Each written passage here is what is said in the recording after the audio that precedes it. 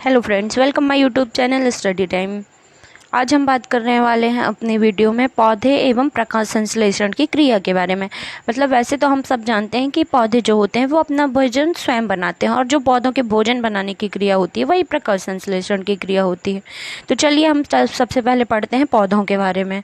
पौधे होते क्या हैं, देखें। पौधों के बारे में हम पढ़ते हैं जो हमारे आसपास हमारे वातावरण में हमने देखा होगा कि जो भी पेड़ पौधे होते हैं ना, छोटे छोटे लगे होते हैं, उन सब के आसपास हमें बच्चे देखने मिलते हैं। बच्चों को वैसे भी पेड़ पौधे बहुत पसंद है ना। बाल्यावस्था में ही बच्चे पेड़ पौधों के जो महत्व होता है उसके बारे में अगर हम अवगत करा देते हैं बच्चों को, तो इसका हमें अच्छा परिणाम मिलता है। बालक इसके महत्व को जानने लगते हैं और उनके साथ अनुचित छेड़खानी नहीं करते हैं और ना ही उन्हें हानि पहुंचाते हैं।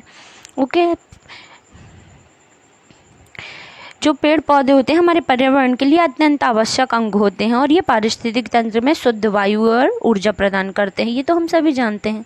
पौधे ही हमारे भोजन के मुख्य उत्पादक होते हैं। हम वो अपने भोजन का मुख्य भाग इन पौधों से ही प्राप्त करते हैं।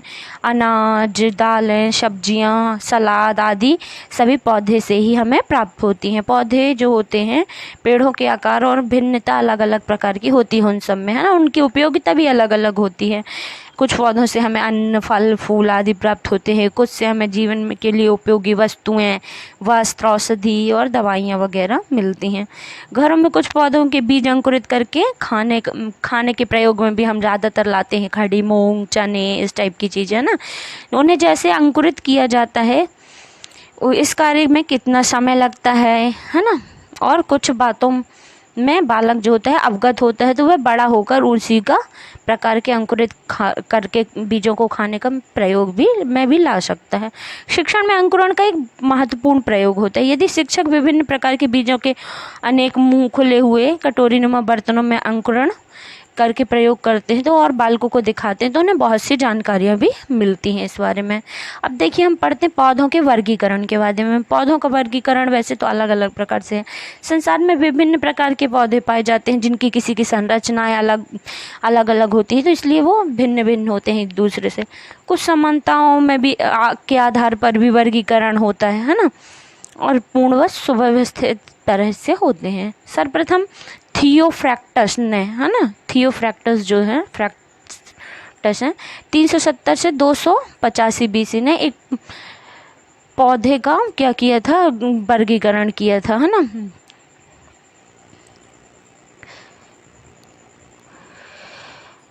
थियोफ्रैक्टस को वनस्पति विज्ञान का जनक भी माना जाता है। उन्होंने अपनी पुस्तक हिस्टोरिया प्लांटारम में लगभग 480 पौधों का वर्णन किया है। ओसवाल्ड टिप्पो का आधुनिक व जाति वृत्तीय ढंग से किया जाता है। वर्गीकरण सर्वमान्य होता है। तो देखो पौधों की ऊंचाई और संरचना के आधार पर जो विभाजित किया जाता है। जैसे वृक्ष हो गए, ये प्राय ऊंचे और बड़े होते हैं। इनके जो तने होते हैं वो बहुत मोटे होते हैं और काष्ठीय होते हैं ना। वृक्ष प्राय उन स्थानों पर उगते हैं ये जहाँ उन्हें पर्याप्त गर्मी, नमी मिल सकती है, जैसे नीम, आम, पीपल आदि वृक्ष, है ना। बड़े पेड़ जो हो गए वो वृक्ष। झाड़ी, काष्ठीय पौधे झाड़ी कहलाते हैं जो कई तनों के साथ उगना प्रारंभ कर देते हैं। ये जो होते हैं वो क्या होते हैं, मध्यम ऊंचाई के होते हैं। नींबू, करौंदा, है ना, बोगेनविलिया, गुलाब आदि जो झाड़ियों जैसे पेड़ होते हैं। नेक्स्ट है हमारा साक। ये छोटे आकार के पौधे होते हैं, काष्ठ रहित कोमल तने वाले होते हैं। प्राय ये 1 मीटर की ऊंचाई के होते हैं। इनका जो जीवन काल है वो कम होता है, जैसे धनिया, सरसों, पुदीना, सौंफ, अजवाइन आदि। ओके, नेक्स्ट है पौधों के अंग। पौधों के अंग के बाद में हम बात करें तो ये मुख्य होते हैं। 2 अंग होते हैं, एक जड़ और दूसरा प्रहोर। जड़ पौधे का वह भाग है जो भूमि के नीचे होता है ना। और प्रहोर के अंतर्गत तना, शाखाएं, पत्तियां, फूल और फल आते हैं। तो जड़ के बारे में हम पढ़ें। जड़ क्या होती है, जड़ पौधे का वह भाग है जो प्रकाश एवं वायु से दूर भूमि के अंदर होती है। यह भ्रूण के मूलांकुर की वृद्धि से बनती है तथा नीचे बढ़कर अंकुरित पौधे को भूमि में स्थिर रखती है, ताकि आपने देखा होगा जो पतले पेड़ होते हैं जिनकी ज़्यादा अंदर तक जड़ नहीं जा पाती, वो ज़्यादा तेज हवा चली तो वो टूट कर गिर जाते हैं। इसलिए जो जड़ का काम होता है वो पौधे को स्थिर करना होता है भूमि के अंदर, है ना। जड़ का रंग सामान्यतः जड़ जो होती है रंगहीन होती है ना। और वैसे भी अलग अलग पौधों के अलग अलग आकार की, वैसे ज़्यादातर हमने रंगहीन ही देखी हैं। उसके बाद जब मिट्टी के अंदर किस प्रकार चलती हैं, तो ये जड़ के अग्रभाग पर एक टोपी के समान क्या होती है, रचना होती है, जिसे मूल गोप कहते हैं। इस टोपी में से एक प्रकार का पदार्थ निकलता है जो मिट्टी के कणों को घोल लेता है और जिसके कारण जड़ें भूमि के में भीतर प्रवेश कर जाती हैं। जड़ें मिट्टी के लिए जो होती हैं किस प्रकार लाभदायक होती हैं, तो हम देखते हैं कि जो जड़ें होती हैं वो मिट्टी को एकत्रित रखती हैं, उसे बांधे रखती हैं। मतलब हवा ज़्यादा तेज़ चलती है तो मिट्टी वैसे भी नहीं उड़ पाती, और जल स्पेशली जब ज़्यादा तेज़ बारिश होती है तो उसके कारण मिट्टी बहकर नहीं जा पाती। अगर जिस एरिया में ज़्यादा पौधे हैं, पेड़ हैं, तो उधर की मिट्टी जो है वो बहाव के साथ आगे नहीं जा पाती है। ओके, जड़ों का मुख्य कार्य क्या होता है, तो जड़ों का प्रमुख कार्य पौधे को स्थिरता प्रदान करना होता है तथा भूमि के अंदर पाए जाने वाले खनिजों का शोषण तथा संचालन करना होता है। नेक्स्ट हम बात करें तना। तना क्या होता है, तो तना क्या होता है, पौधे का जमीन से ऊपर की ओर उगने वाला मुख्य भाग तना होता है। यह एक स्तंभ के समान होता है। तने शाकीय या काष्ठीय होते हैं। शाकीय तने नरम और हरे होते हैं और काष्ठीय तना एक सुरक्षात्मक कवच से ढका होता है। ओके, नेक्स्ट है तने की वृद्धि कहाँ से होती है, तो तने की वृद्धि इसके सिरे पर से होती है। जिस स्थान पर तने से टहनियाँ या पत्ते निकलते हैं उसे पर्वसंधि कहते हैं।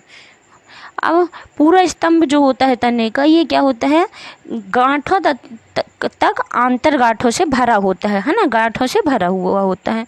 तने का कार्य क्या होता है, तने का कार्य जड़ों द्वारा भूमि से अवशोषित जल जो है और खनिज लवणों को शाखाओं, पत्तियों, पुष्पों, पौधों और फलों तक पहुंचाने का होता है तथा पत्तियों द्वारा निर्मित भोजन को स्थानांतरित करने का भी होता है। तने का पर फूलों के लगे क्रम को कहते हैं पुष्प क्रम, है ना। तने के जिस भाग पर पुष्प लगे होते हैं उसे पुष्पदंड कहते हैं। अब हम बात करें शाखाओं की। शाखाएं क्या होती हैं, शाखाएं पौधे के तने से निकलने वाली टहनियों को शाखाएं कहते हैं। तने की अपेक्षा ये पतली होती हैं, मोटी होती हैं और नीचे की शाखाएं अधिक वायु वाली होती हैं तथा ऊपर की शाखाएं कम आयु वाली होती हैं और पतली होती हैं ना।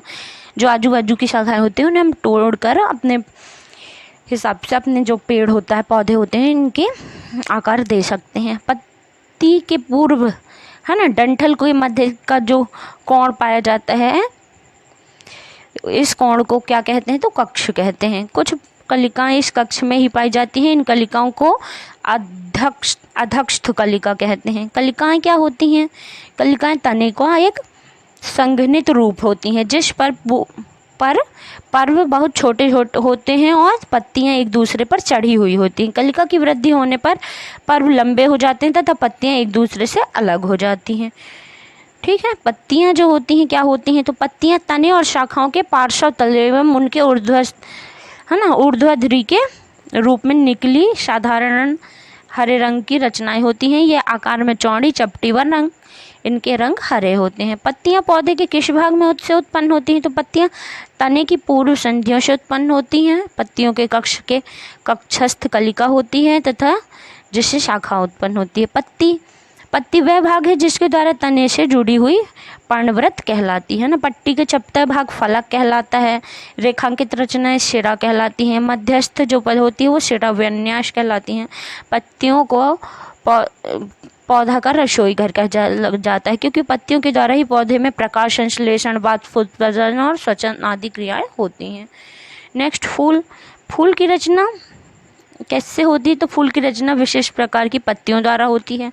ये पौधे का सर्वाधिक सुगंधित, रंगीन और सुंदर भाग है। इसी से पौधे में प्रजनन अंग होते हैं। फूल में एक डंठल होता है, उसे क्या कहते हैं, पुष्पवृत्त कहा जाता है। फूल के 4 भाग होते हैं, बाह्यदल, पंखुड़ियाँ, पुंकेसर और अंडप।